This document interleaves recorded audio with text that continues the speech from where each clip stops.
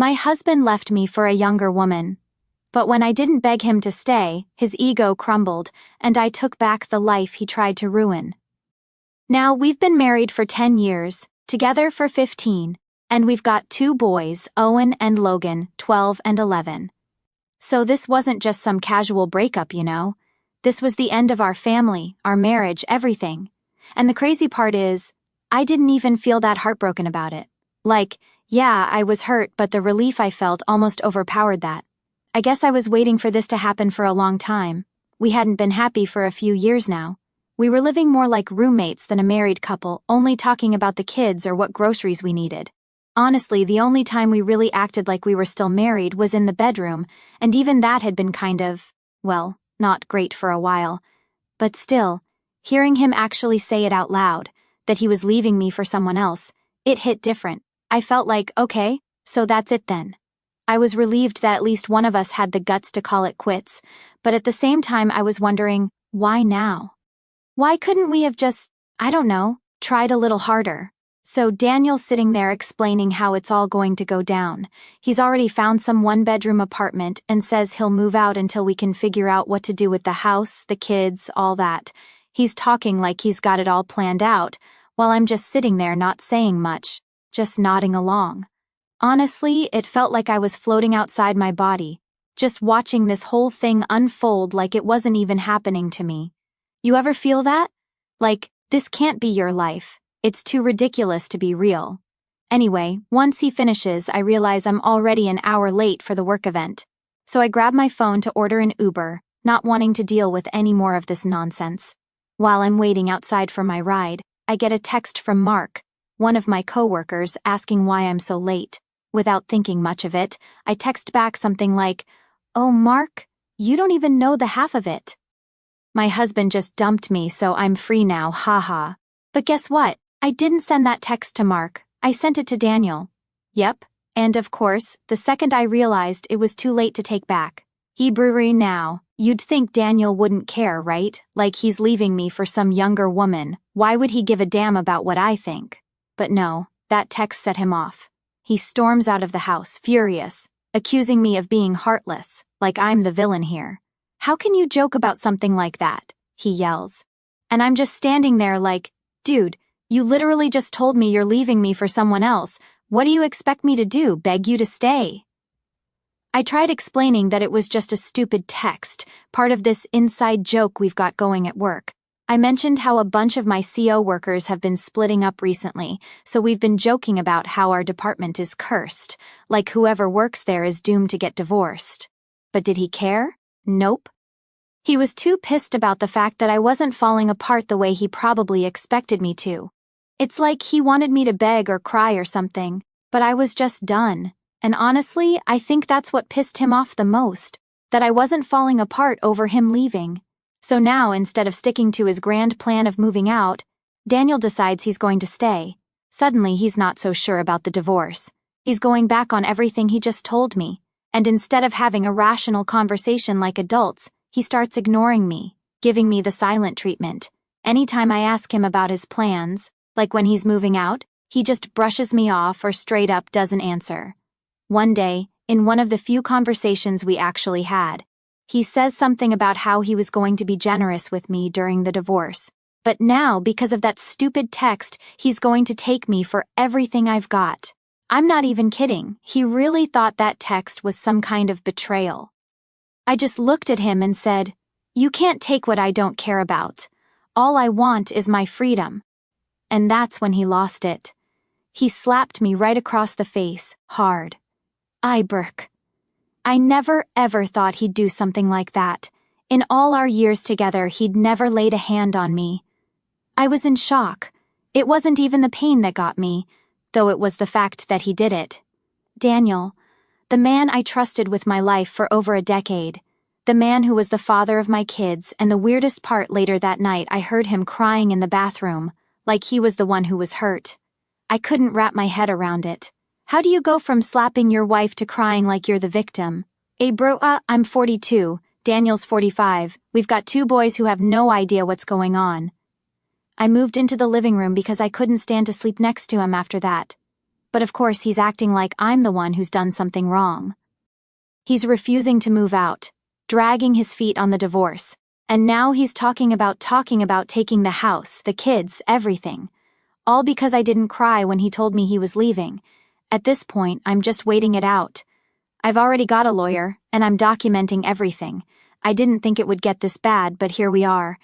It's funny how quickly things can spiral when someone's ego gets bruised. So things went from bad to worse after that whole slap incident.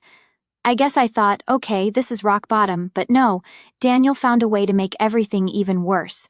He started acting like I was the one in the wrong, like he would give me these cold, dead stares when we were in the same room. And anytime I tried to bring up the divorce or the kids, he'd just act like I didn't exist. I remember one night I was in the kitchen cleaning up after dinner, and he comes in, completely ignores me, walks past like I'm invisible. Then out of nowhere he says, "You know, I was planning to make this easy on you. I wasn't going to make things difficult. But now you're going to regret that text for the rest of your life." I just stood there staring at him, trying to figure out if this was real. He's mad about a text. I didn't even cheat on him or anything. It was a dumb joke and it wasn't even meant for him. But here we are, with him acting like I committed some unforgivable crime. He even had the nerve to tell me he's going to take me for everything, like our kids, the house, and my peace of mind weren't enough for him. "Ibru," I asked him straight up, "what are you talking about? You're leaving me, you've already moved on," and walked away without saying anything else. It was like living with a stranger. No, worse. It was like living with someone who hated you for no reason. Then things got even weirder. One night, Daniel sits me down like he's about to have this heart-to-heart conversation, and I'm thinking, okay, maybe we can actually talk like adults. Nope. He goes, "I've been thinking maybe we rushed into this whole divorce thing. Maybe we can work it out." Now, this came completely out of nowhere. Just a few days before, he was telling me how I'd ruined everything and that I was going to pay for it. Now he's talking about working it out. I didn't know whether to laugh or scream. It felt like he was playing some twisted game with my head. "Abrach," I asked him, "what about Alyssa? That's the 25-year-old girl he left me for, in case I forgot to mention her earlier." He said, "I'm not sure about her anymore. She's starting to be a little clingy, and she wants kids. You know I can't have any more kids after the vasectomy." I just sat there trying to process what he was saying. So he's already having problems with his new girl, and now he wants to maybe try to fix things with me, like I'm some backup plan in case his fling doesn't work out. No, I wasn't having it, but of course he keeps pushing. He starts reminiscing about the good times we had, talking about how we've got the kids, how we've built a life together. And honestly, for a split second, I almost thought about it. I almost considered what it would be like to try again. For the kids, for the house, for whatever. But then I snapped back to reality and remembered the slap, the threats, and the way he treated me like garbage just days ago. I told him, "Daniel, we haven't been happy for years. You checked out a long time ago, and so did I. We're just holding on to something that doesn't exist anymore." He just stared at me for a minute, like he couldn't believe I was rejecting him. Then he says, "Fine, I'll move out, but don't expect me to go easy on you in the divorce." And that was the end of that conversation. As if things couldn't get worse, our kids started picking up on the tension. Owen, our oldest, came to me one day and asked if everything was okay. He's 12, but he's smart. He knows something's up, even if we hadn't told him anything yet. I tried my best to reassure him, telling him that sometimes parents just have problems, but it doesn't mean we love him or his brother any less. But Owen wasn't buying it. He asked me, "Is Dad leaving us?" Abrafra. That question hit me like a ton of bricks because how do you even answer that? I didn't want to lie to him, but I also didn't want to give him the whole truth just yet. So I told him, "Dad's going to be moving out for a while, but you'll still see him. He loves you both very much." Owen just nodded and didn't say anything else, but I could tell he was upset. He walked away, and I just stood there feeling like I'd failed. I'd failed as a wife, and now I felt like I was failing as a mom, too. All I wanted was for my boys to be okay, but this whole mess was affecting them more than I realized. Then Logan, our youngest, came up to me later that night, and he was crying. He asked, "Is it my fault? Did I do something wrong? Is that why Dad's leaving?" That just broke me. I sat him down and tried to explain that it wasn't his fault at all, that this had nothing to do with him or Owen. But how do you convince a kid of that when everything around him is falling apart? The next day, Daniel had a full-on meltdown. He comes home from work, slams the door, and starts ranting about how his new relationship with Alyssa is already falling apart. Apparently, she was mad because he wasn't committing fast enough, and she wanted to know if they were going to move in together soon. I couldn't believe what I was hearing. This man had just left his wife of 10 years, and now he's surprised that his 25-year-old girlfriend wants more? I told him straight up, this is what happens when you try to live a life you're not ready for. You should have thought about that before you dragged our family through the mud. He didn't like that at all. He started yelling, accusing me of being bitter and jealous. He said that I was the reason his life was falling apart, that if I had been more understanding, maybe none of this would have happened. I couldn't help but laugh at the absurdity of it all. You're blaming me? You left me, remember? You were the one who wanted out, who found someone new. Now that it's not working out, it's suddenly my fault? He didn't have an answer for that. Instead, he just stormed out of the house, slamming the door behind him like a teenager who didn't get his way. And I realized in that moment that I was completely done. There was no going back, no reconciliation, no working it out. This was the end, and honestly, I was okay with it. That night, I made up my mind. I was going to find a new place for me and the boys, and I was going to file for divorce as soon as possible. I didn't care what Daniel did or didn't do anymore. I just needed to protect myself and my kids from his toxic behavior. It was clear he wasn't going to change, and I wasn't going to stick around to find out what else he was capable of. So I started making calls, looking for an apartment, and getting everything in order to finally put this chapter of my life behind me. And honestly, it felt good. For the first time in months, maybe even years, I felt like I was in control of my own life again. So after I made the decision to get out of this mess and start looking for a new place, things got even more complicated, especially with Daniel's behavior becoming more unpredictable. It was like he couldn't decide if he wanted to be the villain or the victim, and honestly, it was exhausting. Every day was a different mood. Some days he acted like I didn't exist, and other days he'd try to guilt-trip me about the divorce, the kids, everything. But let me tell you about the day that really changed everything. One afternoon, I'm picking up the kids from school, and Owen's phone starts buzzing like crazy. At first, I didn't think much of it. He's 12, his friends text him all the time. But then I hear him go, "Why is Dad calling me? He never calls me during the day." Now that got my attention. Daniel had been pretty distant with the boys ever since all this started, so him suddenly calling during school hours was weird. I tell Owen to answer, and all I hear is this loud, panicked voice on the other end. Daniel's yelling something about how Alyssa had left him, how he didn't know what to do. I couldn't make out everything, but I caught bits and pieces like she's gone and what am I supposed to do now? Owen just stared at me with wide eyes, completely unsure how to handle it. So I grabbed the phone and asked Daniel what was going on. Turns out, Alyssa had packed up and left him. No warning, no note, nothing, just gone. Apparently, she had gotten fed up with him not committing fast enough, and when she realized he wasn't going to move in with her anytime soon, she bailed. Honestly, I wasn't surprised. I mean, what did he expect? She's 25 and clearly wasn't about to wait around for a guy who was still tied up in a messy divorce. But the fact that he called Owen first? That was a new low. Like, why would you drag our kid into this? I told Daniel, look, I don't know why you're calling him about this. It's not Owen's responsibility to deal with your relationship problems. He didn't like that, obviously.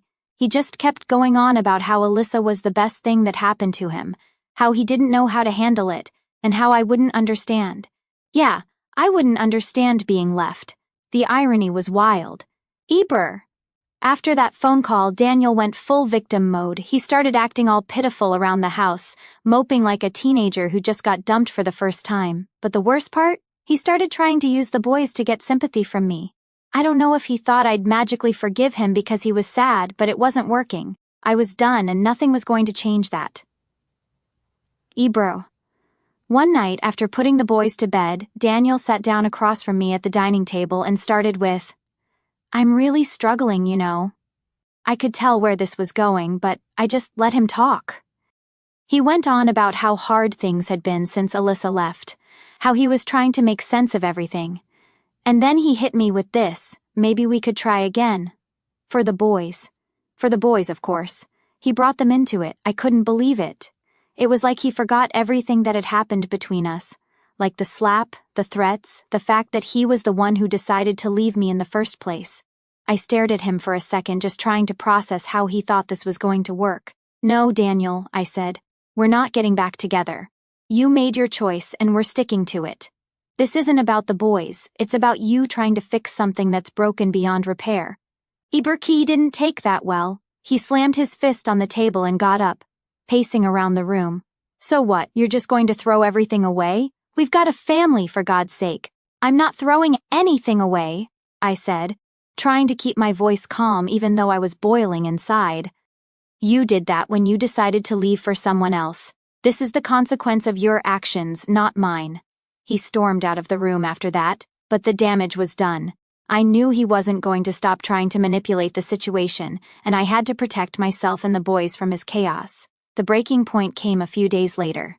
I had been trying to keep everything as normal as possible for the kids, school, dinner, bedtime routines, all that. But Daniel was becoming more erratic by the day. He wasn't showing up for the boys like he used to, always making excuses for why he couldn't take them to soccer practice or help with homework. And when he was around, it was like walking on eggshells. The tension in the house was unbearable. Abra. One night, Owen came to me and asked, "Why does Dad seem so mad all the time?" That question broke me. I didn't want my kids to feel the weight of our problems, but it was clear they were noticing everything. I tried to explain it in a way that a 12-year-old could understand, telling him that sometimes grown-ups go through tough times and it wasn't his fault. But Owen's smart. He knew more than he let on.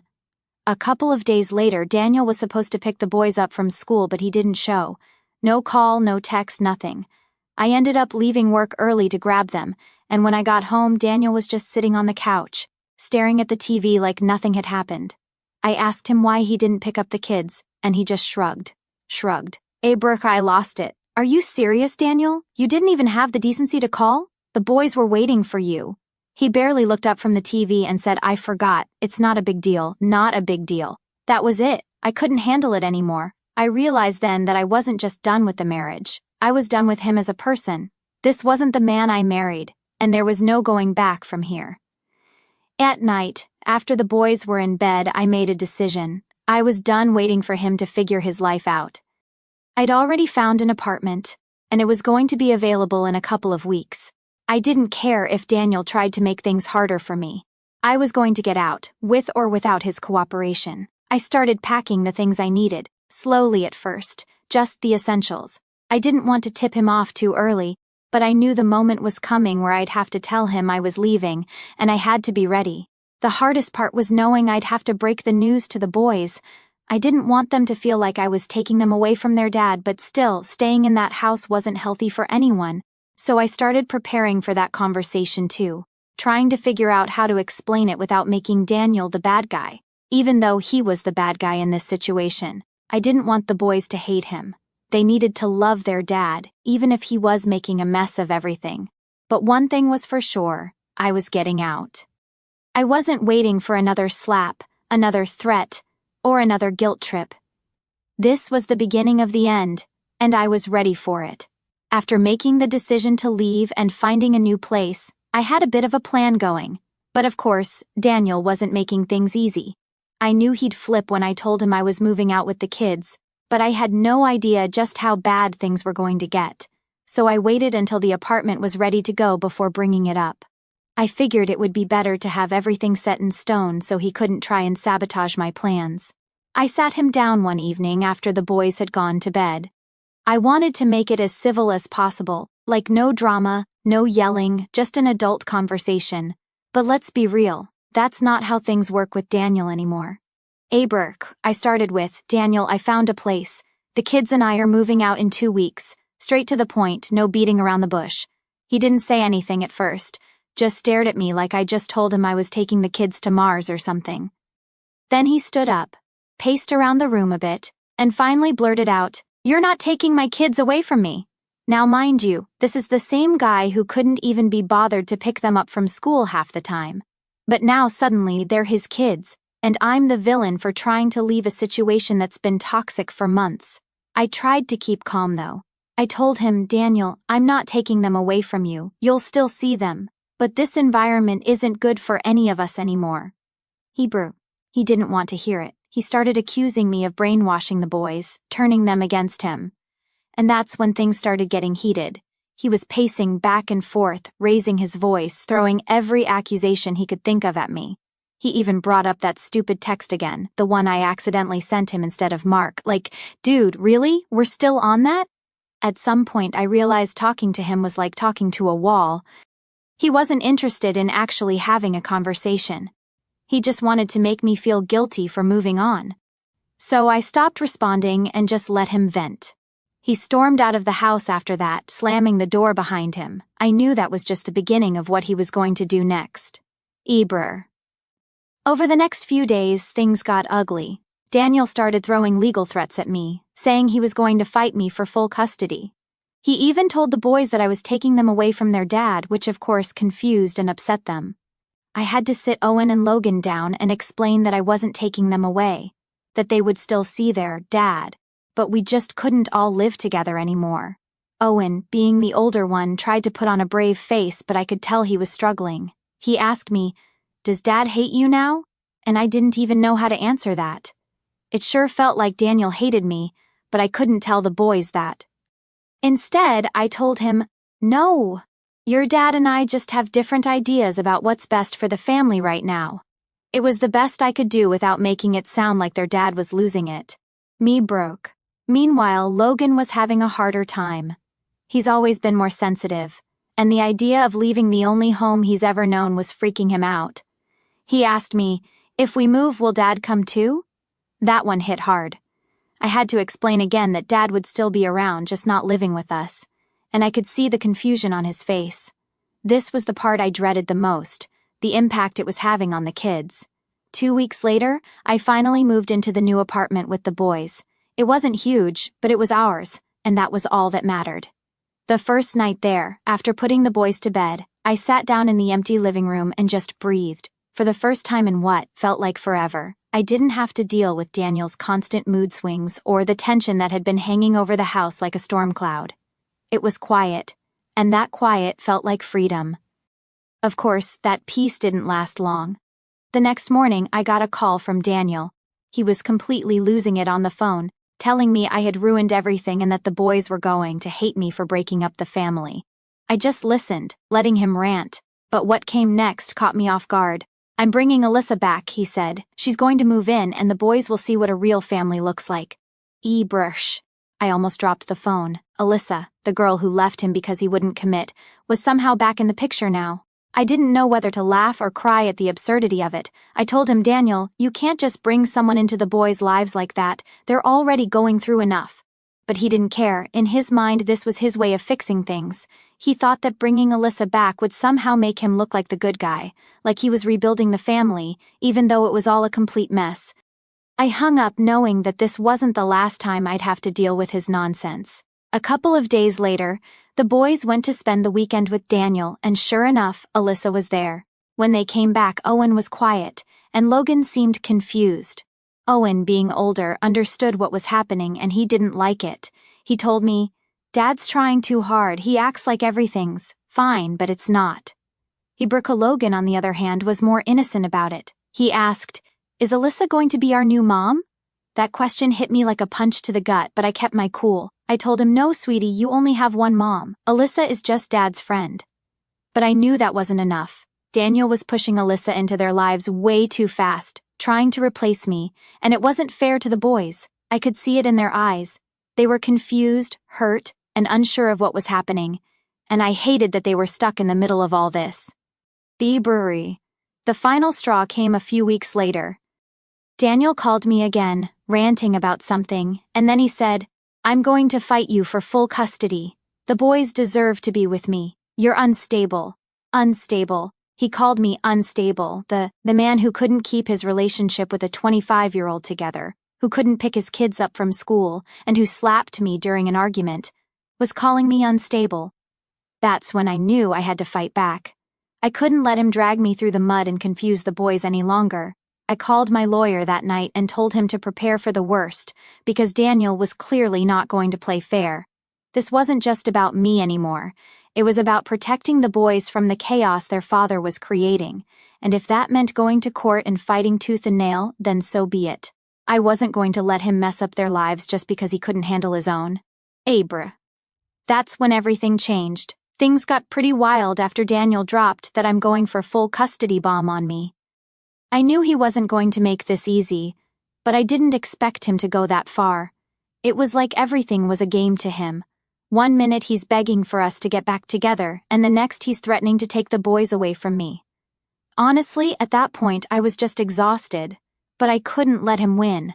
This wasn't just about us anymore, it was about protecting the boys from the mess he was creating, so I did what I had to do. I lawyered up. I'd already been talking to my lawyer, but now it was time to get serious. I wasn't going to let Daniel spin this situation into some fantasy where he's the perfect dad and I'm the unstable ex-wife. I knew the truth, and more importantly, the boys knew the truth. We filed for a formal custody agreement, and as expected, Daniel didn't take it well. He went ballistic when he got the paperwork. I'll never forget the phone call that followed. He was yelling, accusing me of trying to destroy his relationship with the boys. I just sat there on the other end of the line, letting him ramble on about how unfair I was being, how he was going to make sure I paid for this. It was honestly hard to keep my cool, but I knew I couldn't engage with him. That's what he wanted, a reaction. I calmly told him, Daniel, this isn't about you and me anymore, it's about the kids. They need stability, and that's what I'm fighting for. He hung up on me. Fast forward a few weeks, and we're in court for the first custody hearing. I was a nervous wreck. I knew I had all my ducks in a row, proof of Daniel's erratic behavior, the missed school pickups, his introduction of Alyssa way too soon. But that didn't stop me from feeling like my entire life was on the line. I remember walking into the courtroom, trying to keep it together for the boys. They weren't there, thankfully, but the idea of them possibly having to choose between their parents weighed heavy on me. Daniel, on the other hand, walked in looking smug as ever, like he really thought he had this in the bag. I couldn't help but feel angry seeing him like that. After everything he'd put us through, he still thought he was in control. The hearing itself was a roller coaster. It was intense. Both of our lawyers went back and forth, but the real kicker came when Daniel's lawyer tried to paint me as this unstable, bitter ex. He even brought up that damn text message again, the one I accidentally sent to Daniel instead of Mark. They tried to twist it into me being cold and heartless, like I didn't care about the marriage ending, but my lawyer shut that down quick. She brought up the slap, the missed school pickups, and Daniel's emotional manipulation, especially with the boys.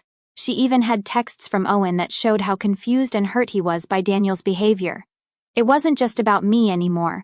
It was about what was best for the kids. After hours of back and forth, the judge finally made a decision, and I'll never forget the relief I felt when I heard her say that I would get primary custody of the boys. Daniel would get visitation, but it would be supervised at first, considering everything that had happened. It wasn't a complete win, but it was a huge weight off my shoulders. I could breathe again knowing that the boys wouldn't be caught in the middle of Daniel's chaos. I wouldn't have to worry about them being used as pawns in his twisted game anymore. Of course, Daniel didn't take the decision well. He stormed out of the courtroom like a toddler having a tantrum, mumbling about how unfair everything was. I didn't even look at him. I didn't need to. I was done giving him any more of my energy. But the drama didn't end there. Later that night, he called me, and at first I thought he was going to scream and yell like usual, but instead he was crying, full-on sobbing into the phone about how he couldn't believe this was happening, how he never thought things would end like this. I won't lie, there was a small part of me that felt sorry for him. I mean, this was the man I'd spent 15 years of my life with, the father of my kids. But that sympathy didn't last long. He had made his choices, and now he was facing the consequences. I told him, Daniel, this is what happens when you don't take responsibility for your actions. You're still their dad, but you need to get your life together if you want to be in their lives. He hung up on me again. In the weeks that followed, things started to calm down a bit. The boys were adjusting to our new routine, and I was doing my best to give them a sense of normalcy. Owen was still pretty quiet about everything, but he seemed relieved that the worst was over. Logan, on the other hand, was starting to bounce back to his old self. He'd always been more carefree, and I could see him relaxing now that we weren't living in constant tension. Daniel surprisingly started showing up for his supervised visits. I wasn't sure what his angle was at first, whether he was genuinely trying to make things right, or if he was just trying to save face. But as time went on, he seemed to be making an effort, at least when it came to the boys. I wasn't ready to forgive him for everything, though. He still had a lot to prove, and to be honest, I didn't trust him enough to let my guard down. I wasn't going to let him drag us back into his mess again. A couple of months after the custody battle, I got a letter from Daniel. It was long, full of apologies, explanations, and promises that he was working on himself. He admitted that he had been wrong about a lot of things, leaving for Alyssa, trying to force a relationship with the boys before they were ready, and most importantly, how he treated me. Reading that letter, I felt a mix of emotions. Part of me was angry that it took him so long to realize what he'd done, but another part of me was relieved that maybe, just maybe, he was starting to understand the damage he'd caused. I didn't respond to the letter. I wasn't ready to open that door again, and honestly, I didn't need to. I had moved on. The boys and I were building a new life, and I wasn't going to let the past drag me down. Now, months later, things are finally starting to feel normal again. The boys are thriving. We've settled into our new routine, and I'm focusing on my future. Daniel is still in the picture, but in a much smaller way. He's trying, I'll give him that. But it's going to take time for him to earn back the trust he lost. As for me, I'm just glad to be free. Free from the chaos, the manipulation, and the constant back and forth. It hasn't been easy, but I'm stronger now. And no matter what happens next, I know that I've got the boys, and we're going to be okay. That's all that really matters.